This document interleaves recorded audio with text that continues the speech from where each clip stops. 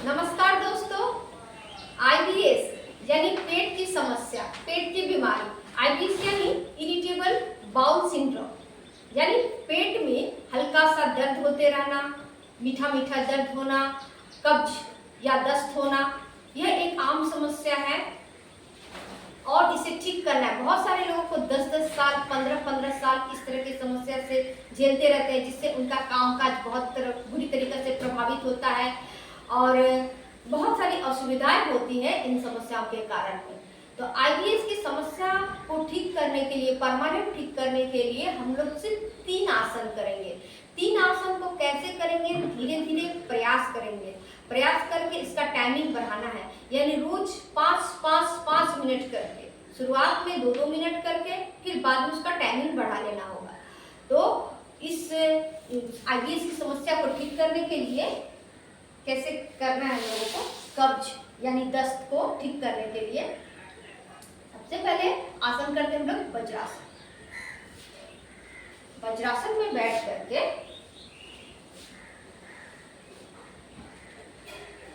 धीरे धीरे हमको सुप्त वज्रासन कर लेना है। सुप्त वज्रासन करने के लिए हम लोग, देखिए दोस्तों, सब कोई वज्रासन नहीं कर पाते हैं। इस तरह से बैठना, बहुत लोगों को घुटनों में परेशानी होती है, इस तरह से नहीं बैठ पाते हैं।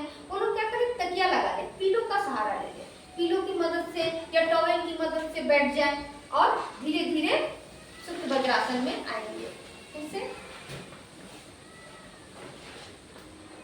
ऐसे धीरे धीरे आ जाइए।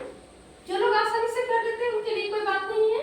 ऐसे अपने केवलियों का सपोर्ट लेके, केवलियों का सपोर्ट लेके धीरे से, ये देखिए, सुप्त वज्रासन में आ गए हैं। अब हम अपने हाथों को धीरे धीरे अपने बॉडी को रिलैक्स करते हैं, ऊपर की तरफ खींचते हैं। अपने दोनों हाथों को ऊपर की तरफ खींचते हैं। ये देखिए, पेट में यहाँ पर ये ऊपर का पोर्शन जो है ये तन जा रहा है और आपके पेट के ये नाभि के नीचे का हिस्सा आपका एक खिंचाव महसूस होगा। इस तरह से हमको शुरुआत में थोड़े थोड़े समय से लेकर इसको बढ़ाना होगा, फिर धीरे धीरे उसी तरह से हमें उठना होगा, केवलियों का सहारा लेते हुए, भार लेते हुए।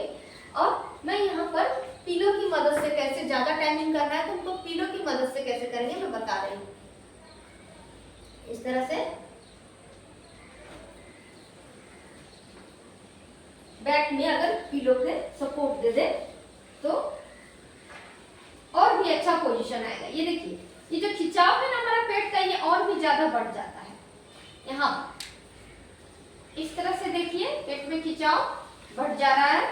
हम और भी अच्छे तरीके से सुप्त वज्रासन में लेट पाएंगे और ज्यादा समय तक इस तरह से हम होल्ड कर पाएंगे, अपने आप को रोक पाएंगे। और सांस को क्या करना है? धीरे धीरे लंबी गहरी सांस लेना है और छोड़ना है। और भी ज्यादा खिंचाव लाना है। अपने हाथों को इस तरह से फिंगर को लॉक कर लिए हैं और ऊपर की तरफ खींच रहे हैं।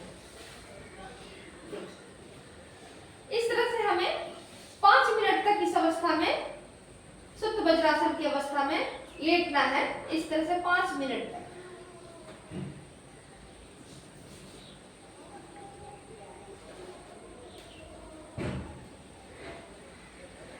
जिनको ये कब्ज की समस्या है, दस्त की समस्या है, आईबीएस की समस्या है, उन लोगों को तो जरूर करना है, रेगुलर करना है। और जिनको नहीं है, अगर वो लोग भी करते हैं तो उन्हें आगामी काल ऐसी समस्याएं नहीं होंगी।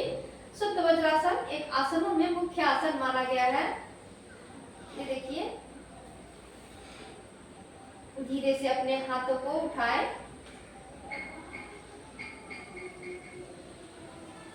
और केवलियों पे भार देते हुए धीरे से उठ जाएंगे। इस तरह से। इसके बाद एक और आसन दिखाने जा रहे हैं, मत्स्य आसन। पद्मासन में बैठ जाते हैं। पहले अपने दाहिने पैर को ऊपर चढ़ा लिया, फिर बाएं पैर को ऊपर चढ़ा लिया, पद्मासन में बैठ गए। धीरे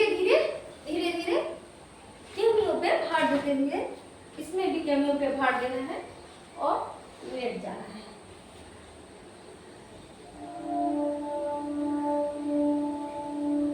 अब इस अवस्था में हम 5 मिनट अगर अपने आप को रोकना चाहेंगे तो थोड़ा मुश्किल होगा, तो इसके लिए क्या करेंगे, आसान बनाने के लिए अपने पीठ के नीचे, बैक के नीचे तकिया लगाएंगे, क्योंकि हमें यहाँ भी 5 मिनट तक स्टे करना है। देखिए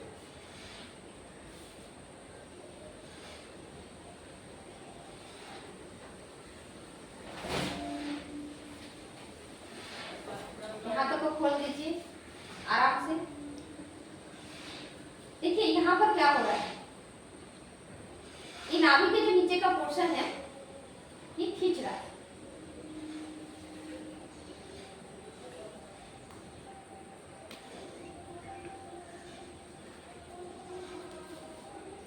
तकिया लगाने से हमें सपोर्ट मिल जाता है। और ये देखिए थोड़ा और पीछे कर लिए तकिया को, पीछे करने से बैक के ऊपर के पोजीशन में तकिया लगाए, ताकि ये नाभि का जो ऊपर में एक टिक टिक सा आवाज आता है, धक धक सा आवाज आता है, यहाँ पर पेट के ऊपर में वो नीचे की तरफ हो। हमारा नाभि जो है नीचे की तरफ होना चाहिए।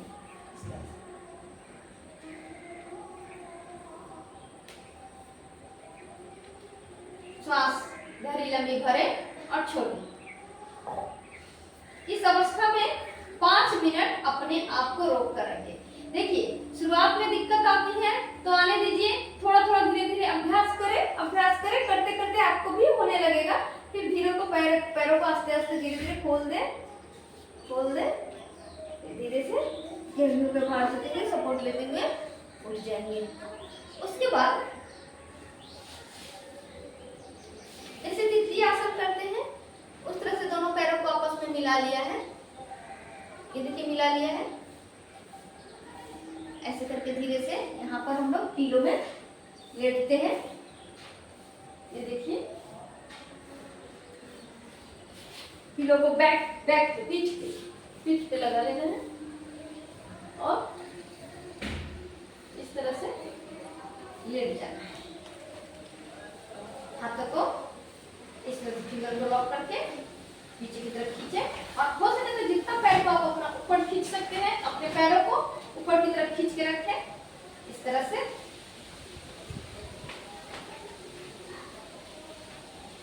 मध्य त्रिकोणासन, मध्य सुप्त त्रिकोणासन।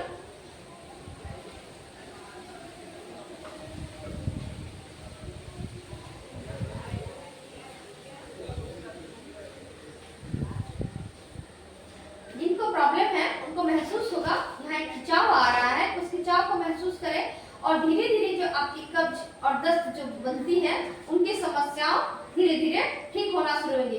जितनी भी पुरानी समस्या हो, ऐसे आईबीएस की समस्या जिसकी भी बहुत ज्यादा लंबी पुरानी है, बार बार उनको दस्त आता है, अम्ल होता है, आम आता है, तो उनको क्या करना है, इस तरह से तीनों आसन को करना है बारी बारी से। आप धीरे धीरे प्रयास करें, अभ्यास करें, तकिए की मदद ले, टॉवेल का मदद ले, इस तरह से धीरे धीरे करें। और जिनको पैर जो है इस तरह से ज्वाइंट नहीं रहता है, ये पैर जो है खुल जाता है, तो उनके लिए भी एक उपाय है, जैसे कि दुपट्टे से या रस्सी से अपने पैरों को इस तरह से बांध लेंगे। देखिए पैरों को बांध लेंगे और ऊपर की तरफ खींच सकते हैं, और तकिया को पीछे रखकर पहले से लेट करके इस दुपट्टे को ऐसे मैंने खींच के रखा है, ताकि मेरे पैर ऊपर की तरफ आ जाए और आपस में जुड़े हुए रहे। दोनों घुटनों को नीचे से लगाएंगे, जमीन से लगाने का प्रयत्न ऊपर की तरफ, और नाभि में ये खिंचाव दिया, नाभि में ये खिंचाव आना चाहिए।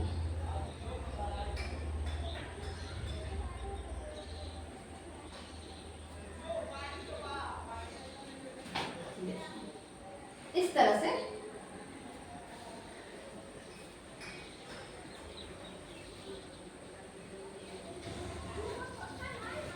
इस अवस्था में भी 5 मिनट रुकना है।